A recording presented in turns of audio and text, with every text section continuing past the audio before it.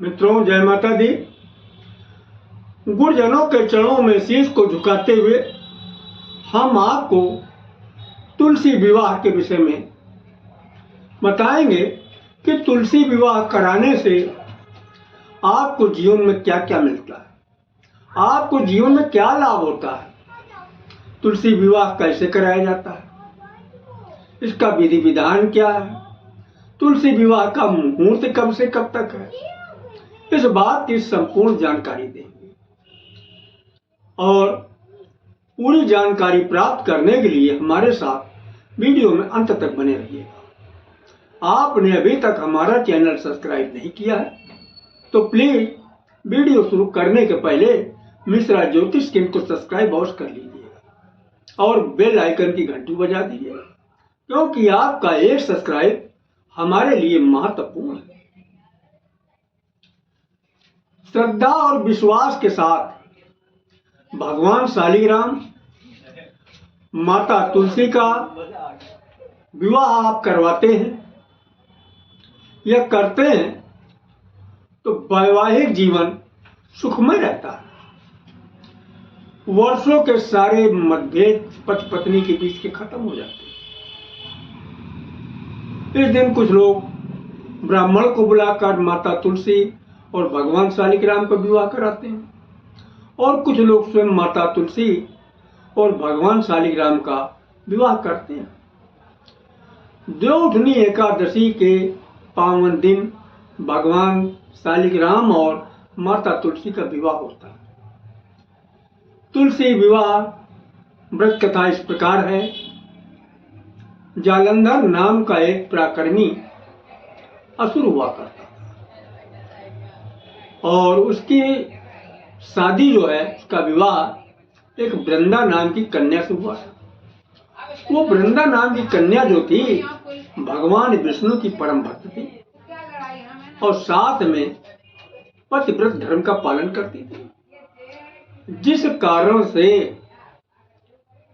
जो उसका पति जालंधर था वो अजेय हो गया और अजेय होने के उपरांत जालंधर को अहंकार हो गया कि अब तो मेरा दुनिया में कोई मुझे हरा नहीं सकता, और वो अत्याचार करने लग गया।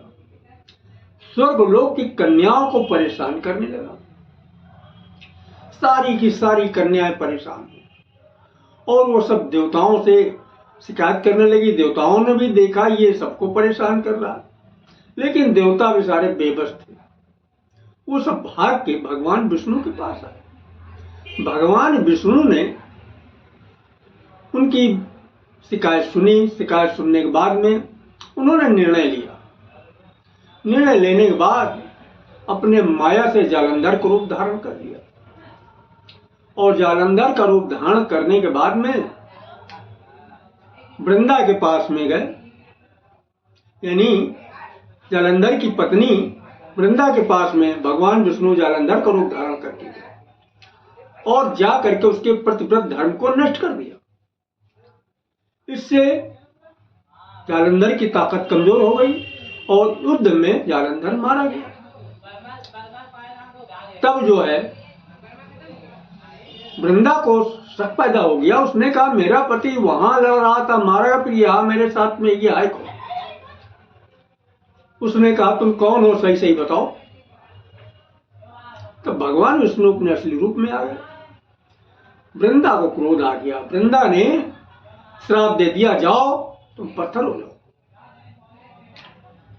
और जब ये बात सभी देवताओं को मालूम हुई तो सारे देवता घबरा गए कि अब दुनिया में क्या होगा, दुनिया में रक्षा कौन है। फिर जो है सारे देवता भाग के वृंदा के पास में आए। वृंदा से बताया भाई आपका पति जो था, आप वो अजेय था, अजेय होने का वो नाजायज फायदा उठा रहा था। वो देवलोक की यानी स्वर्गलोक की सारी कन्याओं को हैरान करता था और हम सब परेशान थे। तो हम सब परेशान होके भगवान विष्णु के पास गए तो वो भी बेबस थे, उनको मजबूरी में कदम उठाना पड़ा। जब सारी बात जो है वृंदा के समझ में आई। वृंदा का क्रोध शांत हुआ। वृंदा ने अपने श्राप को वापस ले लिया। वृंदा ने अपने श्राप को वापस ले लिया। भगवान विष्णु ने उसने श्राप को मतलब जीवित रखने के लिए शालिग्राम का रूप ले लिया। शालिग्राम भगवान का रूप ले लिया विष्णु भगवान ने। और जो है वृंदा अपने पति को लेकर के यानी पति के शव को लेकर के सती हो।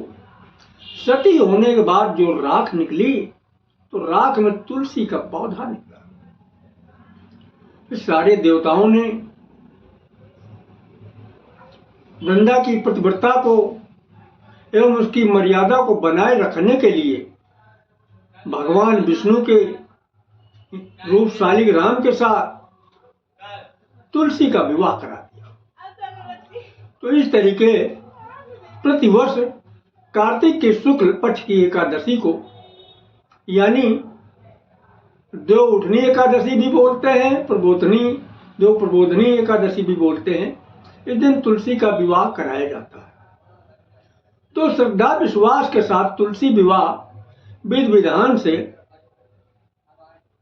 कराना है तथा तुलसी विवाह कथा पढ़ने और सुनने से पति पत्नी के बीच वर्षों वर्षों के विवाद दूर हो जाते हैं, वर्षों वर्षों के मतभेद दूर हो जाते हैं तथा अगाध प्रेम रहता है पति पत्नी के बीच में, अगर आप श्रद्धा विश्वास के साथ करते हैं।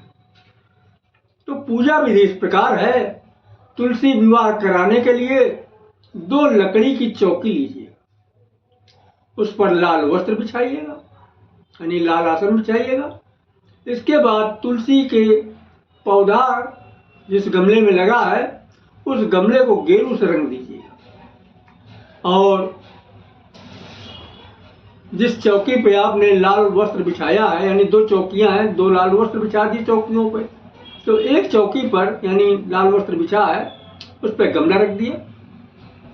वहीं दूसरे आसन पर लाल वह आसन और भी बिछा है यानी चौकी पर शालिग्राम भगवान को स्थापित कर दिया और दोनों चौकियों को नजदीक नजदीक रख दिया। दोनों के ऊपर जो है गन्ने का मंडप बनाया। इसके बाद एक साफ कलश में जल भर दिया, उसमें 5-7 आम के पत्ते डाल दिए और ये पूजा स्थल पर स्थापित कर दिया। अब शालिग्राम जी और माता तुलसी के सामने घी का दीपक जला दीजिए। फिर रोली या कुमकुम से दोनों लोग के तिलक लगा दीजिए।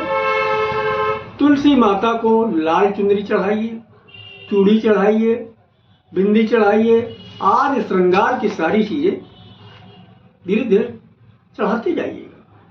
इसके बाद सावधानी से चौकी समेत शालिग्राम भगवान को हाथ में लेकर के तुलसी के साथ परिक्रमा कराइएगा। फिर दोनों लोगों की आरती करिएगा।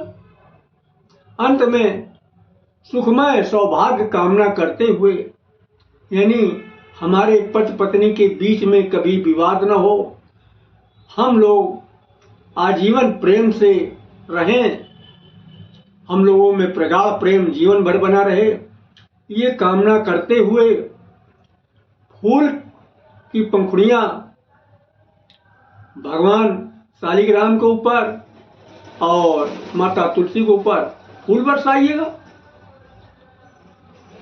तो तुलसी विवाह और फिर बाद में प्रसाद बांट दीजिएगा। तो तुलसी विवाह द्वादशी तिथि 2024 को कार्तिक शुक्ल पक्ष की द्वादशी तिथि की शुरुआत 12 नवंबर मंगलवार दोपहर 12:46 से हो रही है। इसका समापन 13 नवंबर 2024 को प्रातः 10:26 पर होगा। जय माता दी।